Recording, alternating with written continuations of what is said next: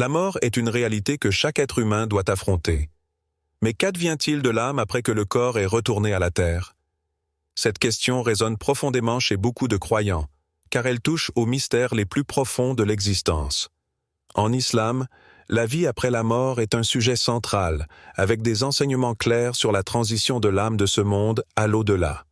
Avant de commencer, abonne-toi à notre chaîne Perspective du Coran, active la cloche pour ne rien manquer et plonge avec nous dans ce voyage vers une vie pleine de bénédictions et commentez « Allah est puissant » pour proclamer sa grandeur et partager cette vérité avec le monde.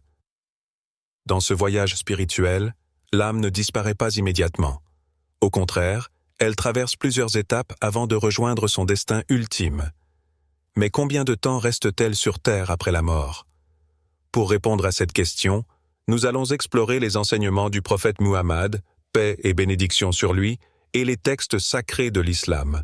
Soyez prêts à découvrir un sujet qui ne se contente pas d'apporter des réponses, mais qui peut aussi profondément transformer votre compréhension de la vie et de la mort. Lorsque la fin de la vie approche, une réalité se présente à chacun de nous, la séparation inévitable de l'âme et du corps. C'est un moment que personne ne peut éviter, une étape qui, selon les enseignements islamiques, marque le commencement d'un voyage mystérieux vers l'au-delà. Pourtant, ce passage n'est pas identique pour tous. Le prophète Muhammad, paix et bénédiction sur lui, nous a donné des aperçus saisissants de ce moment crucial, soulignant comment l'âme traverse ce seuil et quitte le monde physique. Dans les enseignements prophétiques, ce moment est décrit avec des détails qui touchent profondément notre conscience. Lorsque l'heure de la mort arrive, Allah envoie un messager spécifique pour accomplir une tâche sacrée. L'ange de la mort, Malak al-Maut. Ce nom seul évoque un sens de gravité, car cet ange détient le pouvoir de détacher l'âme du corps. C'est un acte d'obéissance absolue à la volonté d'Allah, une responsabilité que même les anges perçoivent avec révérence. Mais comment cette séparation se produit-elle réellement? Quelle est l'expérience de l'âme à ce moment précis où elle quitte ce monde? La réponse dépend grandement de la manière dont une personne a vécu sa vie. Pour ceux qui ont mené une vie pieuse, enracinée dans la foi et la justice, la séparation est décrite comme douce, presque imperceptible. Les textes islamiques nous apprennent que les anges viennent avec une douceur céleste et leur présence est si bienveillante que l'âme trouve la paix dans ce passage. Les croyants vertueux ressentent alors une sérénité profonde, car ils savent que ce moment marque le début d'un repos bien mérité. Les anges accueillent leur âme avec dignité et la guident vers un lieu de repos temporaire. Mais pour ceux qui ont rejeté la guidance divine, la situation est bien différente. Les injustes, ceux qui ont mené une vie de rébellion contre Allah, subissent une extraction de l'âme bien plus douloureuse. Les hadiths nous décrivent cette scène avec une intensité troublante. Leur âme est arrachée du corps avec une force brutale, comparable à l'arrachage d'une épine d'un tissu de soie. L'image est saisissante. Ce n'est plus un moment de paix, mais un moment de lutte et de tourment. L'âme résiste à quitter le corps, s'accrochant désespérément à ce monde qu'elle connaissait, mais elle ne peut échapper à son destin. Ce moment intense marque la fin d'une existence terrestre, mais ce n'est que le commencement du voyage de l'âme. Car après la séparation, une question cruciale se pose. L'âme reste-t-elle immédiatement sur terre après ce passage? Est-elle encore connectée à ce monde, même après avoir quitté son enveloppe physique? Ces interrogations ne sont pas seulement philosophiques. Elles révèlent des vérités fascinantes et profondes sur l'état de l'âme dans les moments qui suivent la mort. Les enseignements islamiques nous offrent des aperçus clairs. Lorsque l'âme quitte le corps, elle entre dans une nouvelle phase de son existence, une dimension invisible à l'œil humain, mais qui fait partie de la réalité divine. C'est une période intermédiaire appelée Barzakh, qui sépare ce monde de l'au-delà. Mais avant que l'âme n'entre pleinement dans cette nouvelle dimension, elle reste parfois attachée à la terre pour un bref instant. Pendant ce moment transitoire, l'âme peut être consciente de ce qui se passe autour d'elle, observant les événements qui suivent sa mort, mais sans avoir la capacité d'interagir. Certaines traditions rapportent que l'âme peut encore observer son propre corps lors des funérailles, sentant la présence des êtres chers qui se rassemblent pour prier pour elle. Cette idée d'une conscience post-mortem nous rappelle que la mort ne signifie pas la fin de l'existence, mais plutôt un changement d'état, L'âme, bien que séparée du corps, continue de percevoir, de ressentir et de comprendre ce qui se passe autour d'elle. Le temps que l'âme passe dans cet état transitoire peut varier. Dans certains cas, elle reste jusqu'à ce que les rites funéraires soient terminés. Les prières des vivants pour l'âme jouent un rôle crucial dans cette étape. Chaque parole, chaque supplication pour le défunt peut influencer positivement l'âme, apportant paix et sérénité dans cette transition vers l'au-delà. Les savants expliquent que ce moment peut être prolongé si l'âme est en attente des prières et des actes de bienfaisance effectués en son nom. Mais pour d'autres, ce moment peut être bref, l'âme étant rapidement emportée vers sa prochaine étape. La durée exacte reste un mystère connu seulement d'Allah. Ce qui est certain, cependant, c'est que cette période est cruciale. Elle symbolise un lien final entre l'âme et ce monde, un moment de transition où l'âme commence à comprendre les réalités de la vie éternelle. Ainsi, lorsque nous réfléchissons à cette étape de la séparation de l'âme, nous ne pouvons que contempler la complexité et la profondeur de ce voyage. Il ne s'agit pas simplement d'un passage de la vie à la mort, mais d'une transformation spirituelle qui commence dès le moment où l'âme quitte le corps. Et dans cette transformation, l'âme fait face à une nouvelle réalité, une réalité qui échappe aux vivants mais qui reste inévitable pour chaque être humain. Le barzakh est l'un des concepts les plus mystérieux et profonds en islam, un monde intermédiaire qui nous échappe mais qui joue un rôle crucial dans le destin de chaque âme. Lorsqu'une personne quitte ce monde, son voyage ne s'arrête pas à la séparation de l'âme et du corps. C'est plutôt là que commence une nouvelle phase, une existence dans une réalité différente, connue sous le nom de barzakh. Le prophète Muhammad, paix et bénédiction sur lui, a décrit le barzakh comme une sorte de frontière ou de voile qui sépare deux mondes, le monde visible des vivants et le monde invisible de l'au-delà. Ce n'est pas encore l'heure du jugement dernier, mais c'est un espace où l'âme attend ce jour redouté. Pourtant, cette attente n'est pas inerte. L'âme est consciente et vit une nouvelle forme d'existence, différente de celle qu'elle avait dans le corps, mais encore connectée à la réalité cosmique voulue par Allah. Une des caractéristiques les plus fascinantes du barzakh est l'idée que, bien que l'âme ait quitté le corps physique, elle ne quitte pas complètement ce monde. Elle continue de demeurer dans une dimension parallèle, invisible aux vivants, mais qui coexiste avec eux. Ce concept résonne profondément avec la nature complexe de l'existence humaine. Nous sommes à la fois physiques et spirituels, vivant à cheval entre deux mondes. Et cette dualité persiste même après la mort. Les savants de l'islam expliquent que cette dimension du barzakh est comme un miroir voilé. L'âme peut parfois observer ce qui se passe dans le monde des vivants, mais elle est incapable d'interagir ou de communiquer. Ce voile agit comme une barrière entre deux réalités. Dans certaines traditions, il est même rapporté que l'âme peut assister à ses propres funérailles, ressentant la présence de ses proches et écoutant leurs prières. Imaginez ce moment. L'âme, fraîchement séparée du corps, flotte dans cet état de barzakh, observant son corps être lavé, enveloppé dans un linceul et porté au lieu de son dernier repos.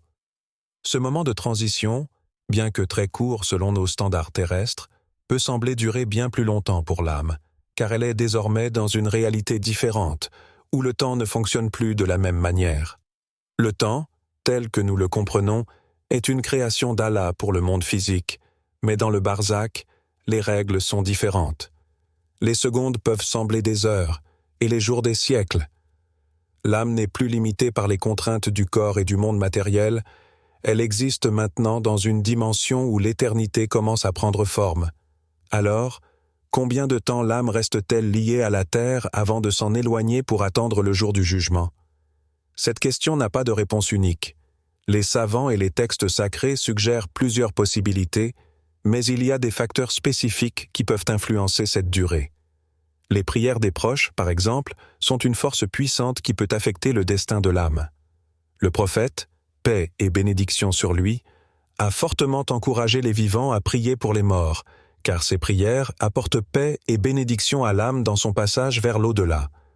Les bonnes actions effectuées par les proches en faveur du défunt, comme les œuvres de charité ou les invocations, peuvent aussi influencer l'expérience de l'âme dans le barzakh. En effet, le lien spirituel entre les vivants et les morts est plus fort que ce que nous pouvons imaginer. Dans cette période intermédiaire, l'âme est particulièrement réceptive aux actions entreprises pour elle par ceux qui l'aiment encore et prient pour son repos. Les circonstances de la mort, elles aussi, jouent un rôle significatif dans le temps que l'âme passe sur terre après la mort. Certaines âmes, en particulier celles des martyrs ou de ceux qui sont morts dans un état de grande pureté spirituelle, peuvent être accueillies immédiatement par des anges de miséricorde qui les emmènent rapidement vers leur destination finale. D'autres, cependant, peuvent rester dans cet état de transition plus longtemps, selon leur état spirituel au moment de leur décès. Certains savants ont même suggéré que l'âme pourrait rester attachée à la terre jusqu'à ce que les rites funéraires soient accomplis. Ce n'est qu'après les prières, l'enterrement et la supplication de ses proches que l'âme commencerait à se détacher pleinement de ce monde. Les textes islamiques évoquent parfois que l'âme entend et ressent ce qui se passe lors de ses funérailles. Chaque prière, chaque larme versée, chaque mot de dhikr prononcé en faveur du défunt devient une source de paix ou, dans certains cas, d'angoisse. Mais il y a aussi des indications que l'âme peut être appelée à rester plus longtemps. Certaines traditions parlent d'âmes qui restent attachées à la terre pendant de longues périodes, peut-être en raison de devoirs non accomplis ou de péchés non expiés.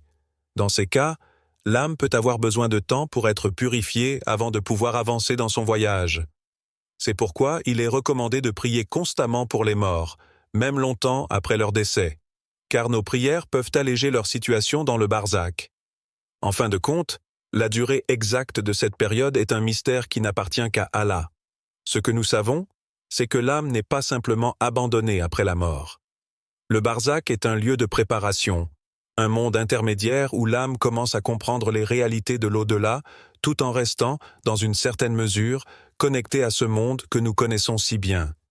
Une fois que l'âme a traversé l'étape initiale du barzakh, une nouvelle phase fascinante commence, la montée de l'âme vers les cieux. Ce voyage céleste est l'une des étapes les plus mystiques et profondes de la vie après la mort en islam, et il reflète la justice et la miséricorde d'Allah envers ses serviteurs. Pour les âmes des justes, ce voyage est un moment d'élévation, une récompense pour une vie vécue dans l'obéissance et la droiture. Le prophète Muhammad, paix et bénédiction sur lui, a décrit comment les âmes vertueuses sont accueillies par des anges bienveillants, qui les guident à travers les différents niveaux des cieux. Chaque ciel est gardé par ses propres anges, et pour passer d'un ciel à l'autre, l'âme doit obtenir la permission des gardiens angéliques qui reconnaissent son mérite. Si l'âme a mené une vie vertueuse, elle est célébrée et accueillie avec des éloges à chaque étape, progressant ainsi jusqu'au plus haut des cieux. Ce voyage n'est pas seulement un déplacement physique, mais aussi un voyage spirituel où l'âme prend conscience de l'immensité de la création divine et de la grandeur d'Allah.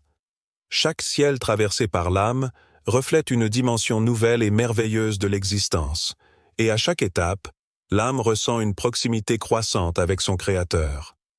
L'âme est témoin de réalités qu'elle ne pouvait que soupçonner dans le monde matériel, se rapprochant à chaque instant de la miséricorde et de la lumière d'Allah. Cependant, ce voyage vers les cieux n'est pas immédiat pour toutes les âmes. Le prophète Muhammad, paix et bénédiction sur lui, a expliqué que certaines âmes peuvent demeurer sur terre pendant un certain temps après la mort, notamment durant les 3 premiers jours. C'est une période de transition où l'âme est encore liée, dans une certaine mesure, au monde terrestre. Durant cette phase, elle peut observer ce qui se passe autour de son lieu de sépulture. Les prières des vivants, les funérailles et les invocations faites en sa faveur sont perçues par l'âme, bien qu'elle soit désormais dans une dimension où elle ne peut plus interagir directement avec le monde matériel. Ce temps passé sur terre est crucial pour l'âme.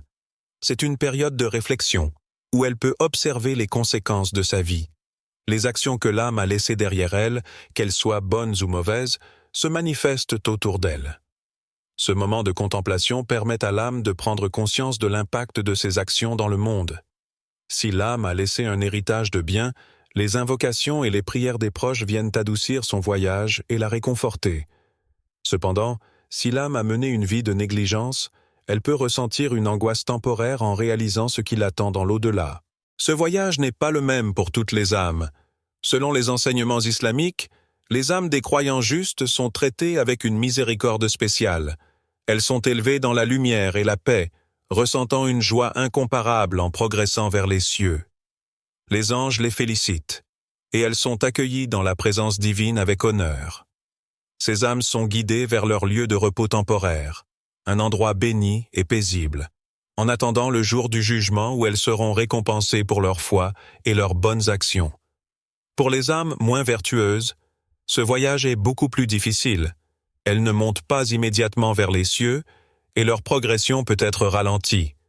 Les anges les accueillent avec moins de douceur, et elles peuvent ressentir une angoisse croissante à chaque ciel, prenant conscience des conséquences de leurs actes. Ce n'est que par la miséricorde d'Allah et les prières de leurs proches que leur situation peut être améliorée. Mais pour ceux qui ont mené une vie pieuse, ce voyage vers les cieux est un avant-goût de la béatitude qui les attend dans l'au-delà. Ils sont entourés par des anges bienveillants, qui leur offrent des paroles de réconfort et de félicitations. À chaque ciel traversé, l'âme se rapproche davantage de la présence divine, ressentant une paix et une sérénité croissantes. Ce voyage est une préparation spirituelle pour le grand rendez-vous avec Allah, le Seigneur des mondes. Finalement, lorsque l'âme atteint le plus haut des cieux, elle est placée dans un état de paix et d'attente jusqu'au jour du jugement. Ce n'est que là, après avoir traversé les cieux, que l'âme trouve son véritable repos, en sachant qu'elle sera récompensée pour sa foi et ses œuvres sur cette terre. L'âme reste dans le barzakh jusqu'à l'avènement du jour du jugement, un moment redouté et attendu par tous les croyants.